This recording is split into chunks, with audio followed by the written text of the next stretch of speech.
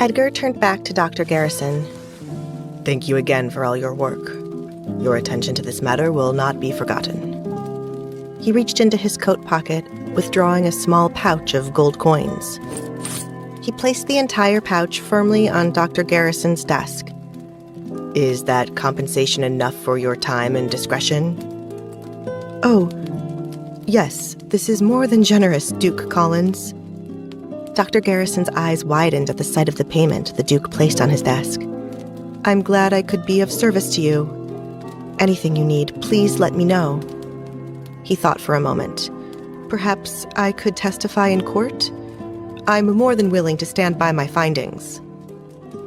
Edgar's lips curved into a tight, humorless smile. That won't be necessary.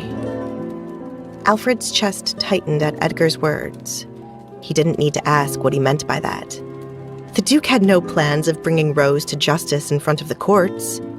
Edgar intended to handle his grandmother himself.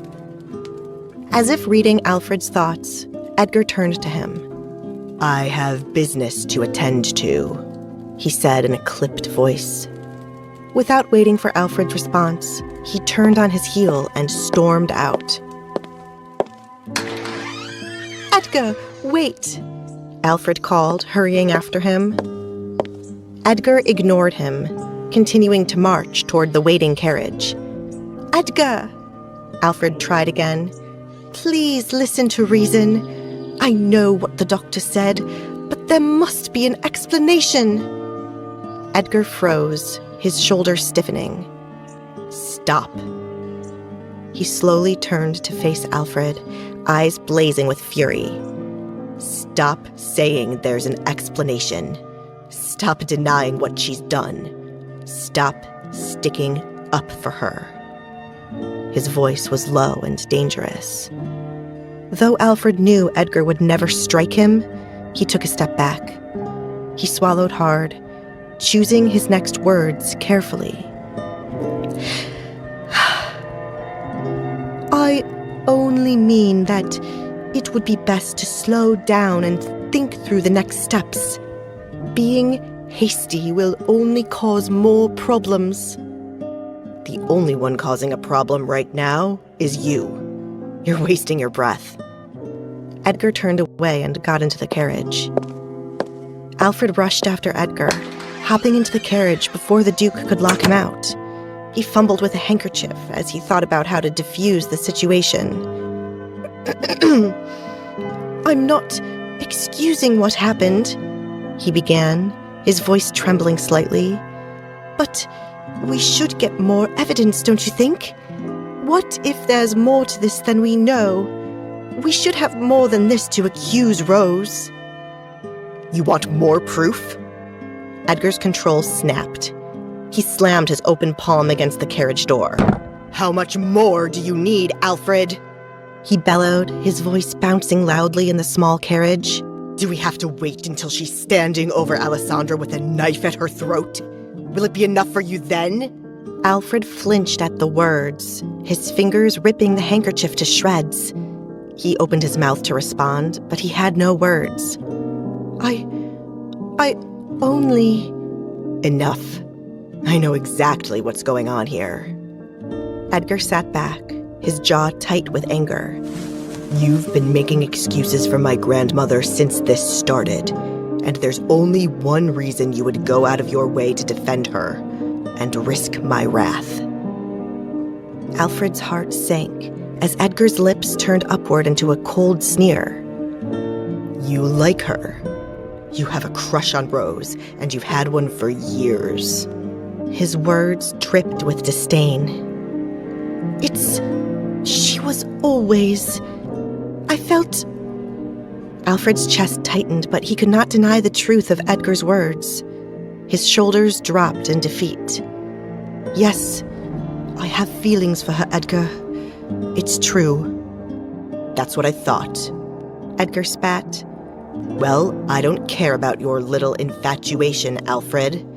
They say love is blind, so go ahead and stay in the dark, but mark my words. Rose will never have another opportunity to hurt my wife or child. She won't get anywhere near Alessandra as long as I'm alive. I'll see to that.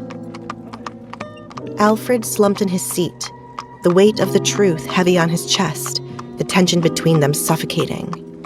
For a long moment, the only sound was the rhythmic rumble of the carriage as it raced through the streets of Lockwood. Alfred looked out the window. Turn after turn, houses became more familiar, and his breath became more ragged. Finally, he broke the silence, his voice hesitant. "Edgar, where are we going?" Edgar stared out the window, his gaze distant and cold. Whatever memories he had of his once doting grandmother had been erased. He felt nothing for the would-be killer of his family. "I mean exactly what I said. Rose crossed a line. She put my wife and child in danger, and I will make sure she never has the chance to do it again." Shadows of the passing trees flickered across Edgar's hardened features.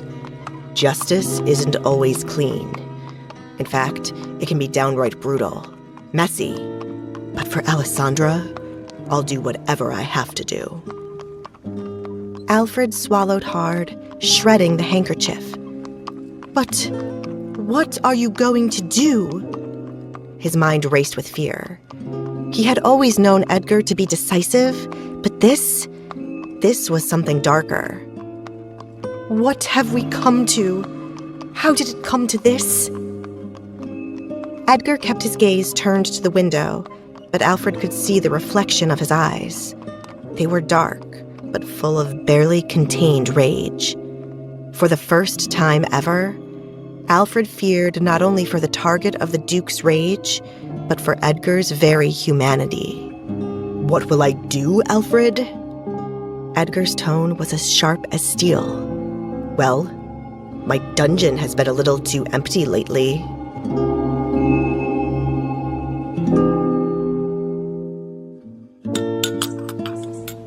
Rose sat in her elegant drawing room. Portraits of the Collins family hung on her walls, watching her silently. "So many memories," Rose murmured as she traced the designs on the box sitting on her lap.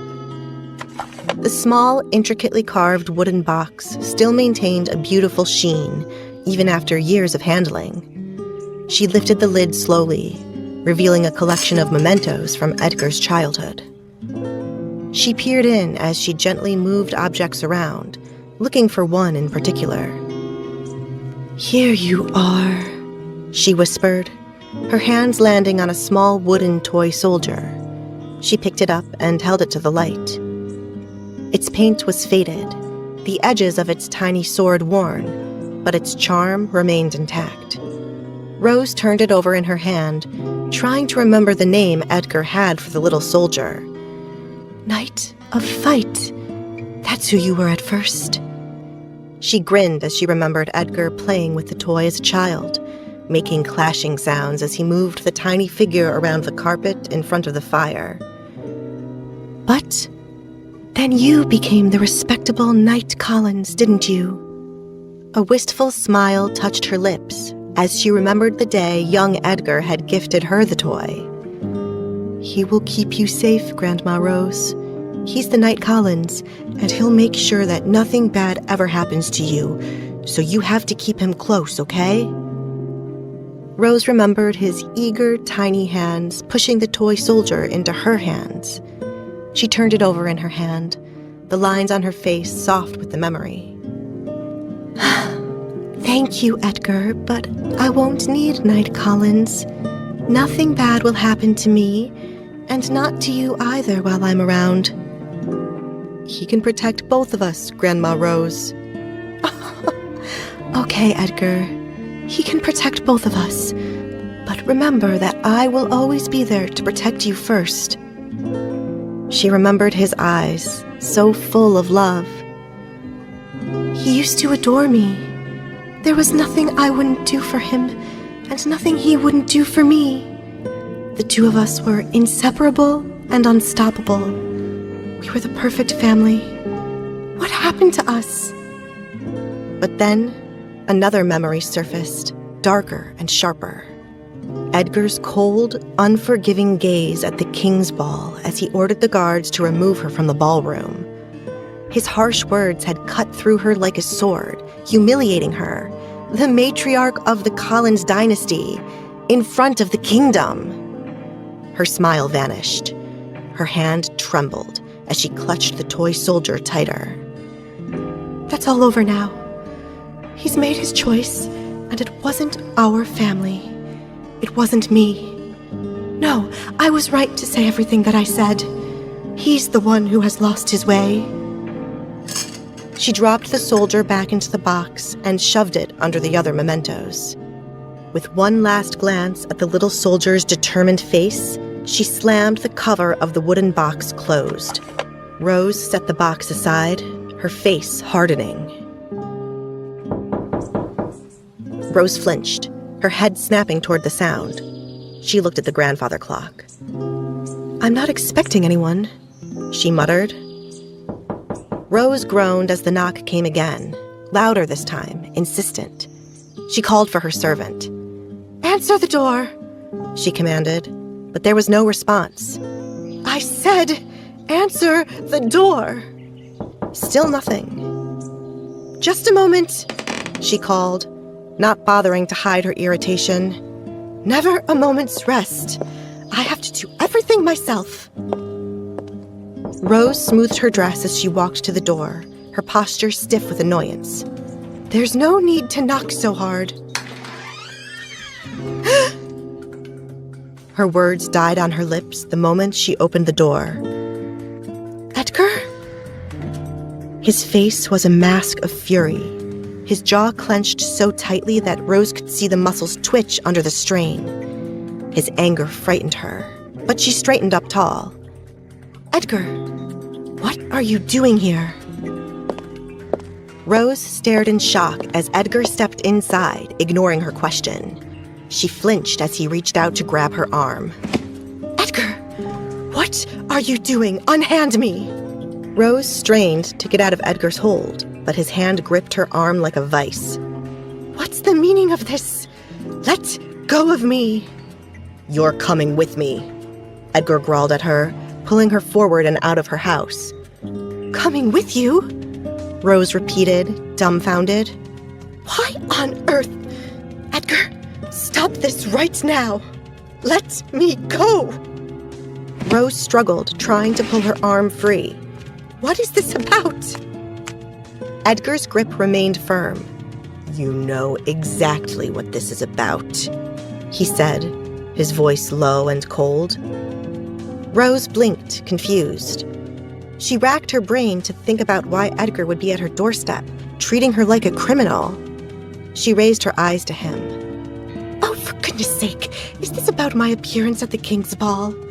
I have the right to speak my mind wherever I like, Edgar. I stand by my words. Just because you are embarrassed does not give you the right to barge in here and treat me like a criminal." Edgar smirked. "Like a criminal?" "No, grandmother. I'm not treating you like a criminal. I'm treating you like the criminal you are." "Wait, what?" Rose stopped struggling, her eyes going wide. "Edgar, I'm not a criminal. What are you going on about?" "You should have thought through the consequences before acting. But you went too far. Now you're coming with me." Edgar's voice was cold and flat, devoid of any emotion except blinding rage. "Listen to me, Edgar," Rose pleaded. "I'm your family, and I deserve to know what is going on. You can't just take me away. Not like this."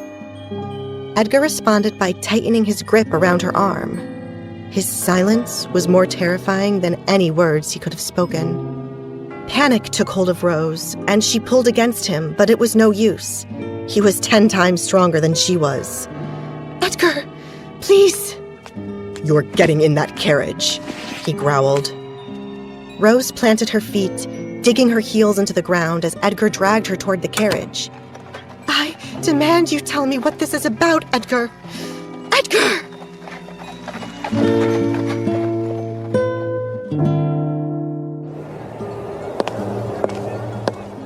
Kate wove her way through the winding streets of the red light district. Her hood was drawn low on her face, and she gripped the cloak close to her, as if it could protect her from the vice and sin that filled the narrow streets. The coarse cobblestones were slick with recent rain, and she struggled not to lose her footing as she moved as quickly as she could. She had just recently relearned to walk, so her legs pained her, but she didn't care. She had one goal in mind. I must find him. I must find the man who gave me the poison. Her heart raced as her thoughts drifted to the mystery man in the mask. She recalled how his cloak barely covered his broad shoulders. Though he'd worn gloves, she had felt the heat from his hand when he helped her up from the street, the electricity that coursed between them. His piercing eyes stared at her, had followed her back home and into her dreams, and now she was back to find him. I only want to thank him. That's the proper thing to do when a strange man leads a lady through a seedy place like this, isn't it? He went out of his way to help me. He asked no questions. Without him, I wouldn't have gotten the high-quality arsenic to put in Alessandra's tea.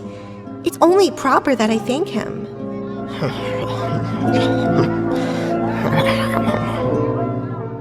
Kate's head turned at the sound of a man's low voice, her heart fluttering. Is it you? She whispered. Pretty thing like you looking for me? It's my lucky day. An unshaven man stumbled into the street, hiccuping. The lantern above illuminated his face. Come here, pretty lady. Kate cringed and backed away. No, not you. She gripped her cloak tighter and ducked into the closest bar she could find. The bar was dimly lit, and the place reeked of stale ale and sweat. The air was thick with smoke. Kate pulled her hood down and her cloak up, doing her best to shield herself from the stink. Prostitutes draped themselves over the laps of drunken men, their shrill laughter piercing the murky atmosphere. Kate approached the bartender, moving quickly among the bodies. The bartender looked up from wiping a mug with a dirty rag. What can I get ya? He asked, his voice as rough as his looks. I'm looking for someone. Kate leaned in, keeping her voice low. The bartender smiled, his gold tooth glinting in the light. Maybe you found him already. He winked at her, his eyes like a feral dog's. Kate ignored his poor attempt at flirting and tried again. I'm looking for a man. He wears a black leather mask. So, you're into that kind of thing, eh? He sneered. Can't say it's my thing, but to each their own. Can you help me or not? She said, her annoyance showing. This ain't no lost and found. The bartender's eyes narrowed as he leaned forward, resting his thick arms on the bar. But maybe I can help, if you're willing to give up something for information. She frowned, her lips forming a tight line. I'm not interested in playing games with you. Tell me where he is. You want my help? You'll have to do me a favor. He licked his cracked lips as he looked Kate up and down. Kate recoiled in outrage. Go to hell, she hissed. The bartender reached out with surprising speed, grabbing her by the wrist. He shook her. Cut the bullshit, you stuck-up little... His words trailed off as Kate's hood slipped from her head, revealing her face. He held her wrist tightly, a cruel smirk on his face. Well, well.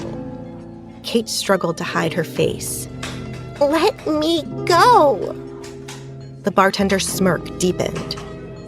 Why would I do a thing like that? Because if you don't, you and I are going to find ourselves in a situation. A low voice cut through the din of the bar noise. Kate's heart fluttered as recognition flooded her. She could sense his presence, though he was still out of her view. It's him. He's here. The bartender froze, his grip on Kate's wrist loosening as a tall figure emerged from the shadows. Are you looking for problems tonight? The bartender's face went slack as he saw the black leather mask. No problems. He released Kate and stepped back, raising his hands in mock surrender. I didn't mean nothing by it. Kate quickly pulled the hood back over her head and glared at the bartender before turning to face the man she had traveled all this way to see. His expression was unreadable beneath the leather, but she was entranced by his piercing gaze. She struggled to find her words, but before she could speak, he extended his hand. Follow me. He led Kate through a narrow alleyway and into an abandoned theater. The air was thick with dust and the scent of decay, but it was quiet, secluded. In the quiet, she felt her heart pounding in her chest, her palms sweaty. They were alone at last. You shouldn't have come back here, Kate. Her name dripped like honey from his tongue, despite the admonition. I had my reasons. She lifted her chin defiantly. He stepped closer. His closeness threatened to overpower her senses. His eyes seemed to bore through her tough facade and directly into her soul. He leaned closer. The red light district is no place for someone like you. It's dangerous. Kate met his gaze. So am I. Let's see. He tilted his head, amused. He reached up slowly, taking hold of her hood. Kate's breath hitched, but she forced herself to stay still. Slowly, he pulled her hood down, exposing her face.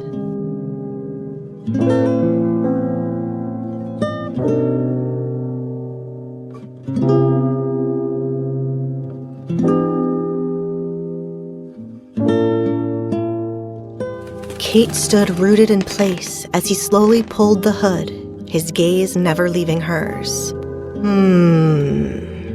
There we are. The space between them felt charged, electric. She was trapped in the spell of him. Kate forced herself to speak, her lips trembling slightly. I came back to thank you. Thank me, he repeated distractedly. His eyes searched her face as though memorizing each line and curve. She felt as though she was being devoured there on the spot, savored. She rubbed her sweaty palms on her cloak and swallowed, trying to find her voice. Yes, for the poison. Ah, yes. He tilted his head, amused. You're welcome. He took a step closer to her, his movement smooth and deliberate. She held her breath as he reached out toward her face. As gently as one would pick up an injured bird, he tucked a stray lock of hair behind her ear. His fingers, gloved but radiating heat, lingered for a moment against her cheek. She felt a warm flush creep from below, up and over her neck. What did you use the arsenic for? He asked, almost teasingly. Kate forced herself to think past the tingle that was running up and down her spine. Her body craved to fall into his, and she felt her knees almost buckle. She felt vulnerable and helpless, caught in his piercing stare. I used it to get revenge. Her face flushed a deep crimson. Revenge, he echoed. His hand moved, brushing against the scar that marred her face. A dangerous game. Kate flinched. The instinct to pull away was much too strong. She could barely stand the look and feel of her face with her own fingertips, let alone that of this stranger. She pulled her face away, moving it to her shoulder. You are... His other hand came up, gently guiding her face back toward him. Beautiful.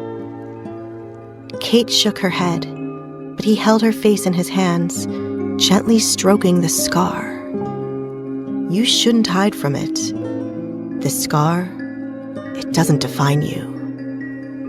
His voice was tender as he cradled her face. I see you for who you are. And you, Kate, are beautiful. Oh, Kate whimpered. She never thought she would hear those words again, and not from someone like him. Her body melted at his words, her carefully constructed walls crumbling in an instant. I want to see you. Her fingers trembled as she reached up toward his black mask. I want to know who you are. I want to know everything about you. No. He caught her hands before she could touch his mask. His voice was firm but tender. She looked at him, confusion and longing in her eyes. Why not?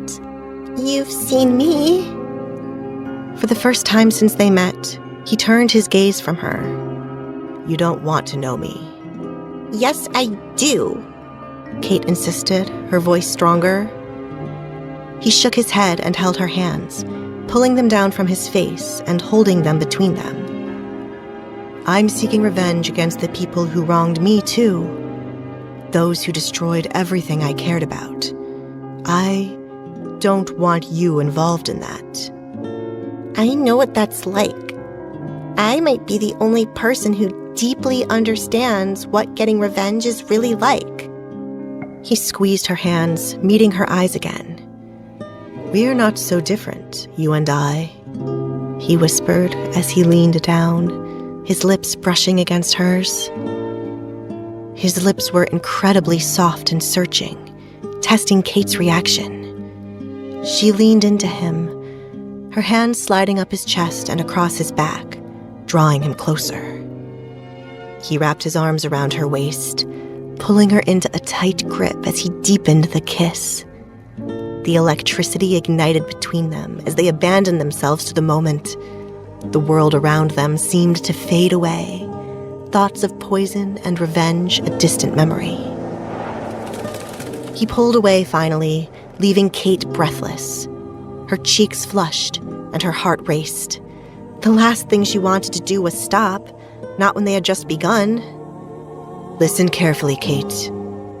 He rested his forehead against hers. You must leave the red light district, and you cannot return. If we're as alike as you think, you should know that I don't take kindly to being told where I can and cannot go. She tilted her head up, leaning forward. Especially not when we've just started something special. He leaned back, his gaze steady. I mean it, Kate. You must promise not to return. If you don't want me here, then why did you kiss me? I couldn't help myself, he admitted. But you can't come back. This place, it's not for you. She pulled back, huffing in frustration. You can't just kiss me like that and then tell me never to return. She crossed her arms in defiance. I'm not the kind of woman you can use and throw away when you're done. Throw you away? I would never dream of it. He smiled, gently pulling her folded arms away from her chest until he could take her hands in his. He held her fingers up to his lips. I'll find you. Kate's heart sped up and soared with hope, despite her frustration. How? When? He stepped back, his cape billowing in the drafty theater. Go now, Kate, before anyone sees you. His tone made it clear there would be no more discussion. He watched and waited as she reluctantly pulled her hood over her head. I finally found someone who understands me, and now I have to leave? What if we do not see each other again? But she remembered how he had found her in the seedy bar. Each time she needed him, he seemed to materialize out of thin air. She had to trust his word. She forced her feet to move, slowly walking away, but she couldn't help but glance backward. He still stood there, watching her intently with an expression she couldn't make out in the shadows of the theater. "I'll find you soon, Kate," he called to her. "And when I do, I'll tell you who I am. I'll tell you everything."